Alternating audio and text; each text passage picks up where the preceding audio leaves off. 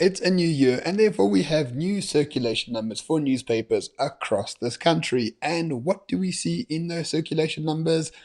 The total decimation of the print media business. Yes, my friends, because the circulations for daily newspapers are down 40% on average over only 1 year. And if you look at a list of national printed newspapers, it is an absolute bloodbath out there.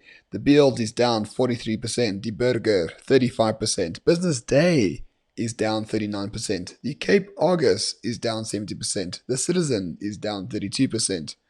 And it just goes on. Even the Daily Sun is down 68%. And I know there are many people, especially those that work at these publications, who are tearing their hair out at the moment. What is going to happen to print media and, most importantly, print newspapers in South Africa? Because for now, this is the point of no return. You can't have an industry that declines 40% in 1 year on top of all the declines in previous years and expect that industry to actually survive. But here's the thing, I don't actually think this is fundamentally a terrible thing to happen, because the conditions that created print media in the first place, such as newspapers, don't exist any longer. Because let us not forget, printed media relies on two things for its revenue. Number one, subscriptions, and number two, advertisements. Because if you want to advertise something, you will measure the cost of reaching 1,000 people across various media types and products. And we all know the only people that really advertise in newspapers these days are sort of big banks and big retailers. However, there is other opportunities for those people to advertise. There's Instagram, there's influencers, there's Facebook, there's social media marketing, there's Google AdWords,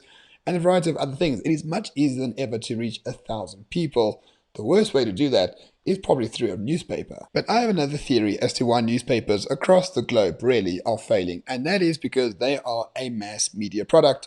And in the time of the internet, mass media products are just no longer tenable. And as I wrote on my Substack yesterday, the internet has created a global audience, and all you have to do is find your niche, exploit it, and become an expert at it. And finding your niche and making money on the internet is not as hard as it seems. I mean, the biggest YouTuber in the world plays video games on YouTube. An ex-South African called Belle Delphine curates her own pornography, and she makes over $1 million a month.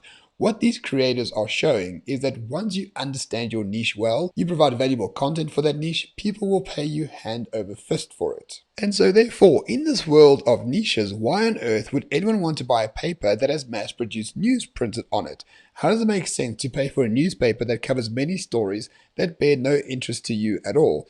If you read one page or 20 pages, it still costs the same. I think essentially that's the story of the Morning Shot itself, right? I have a super specialized niche. I'll talk about South African politics broadly, but as a niche subject, I look at the policy of the South African government and how it affects you, the viewer of Morning Shot. So I have a hyper specialized niche, and so far, the Morning Shot has grown dramatically well. It is making money, it is making a profit.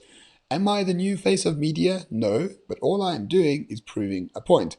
Mass media is no longer relevant. Specialized niche media absolutely is. So instead of wondering if Pretoria News or the Cape Argus will exist in a year, that is the wrong question.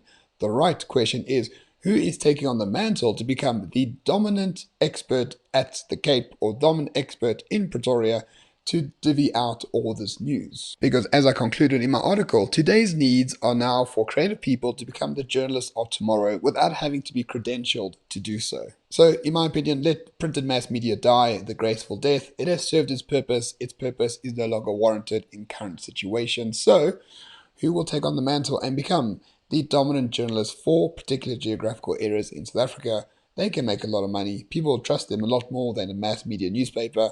It is an exciting time, ladies and gentlemen. Don't forget that.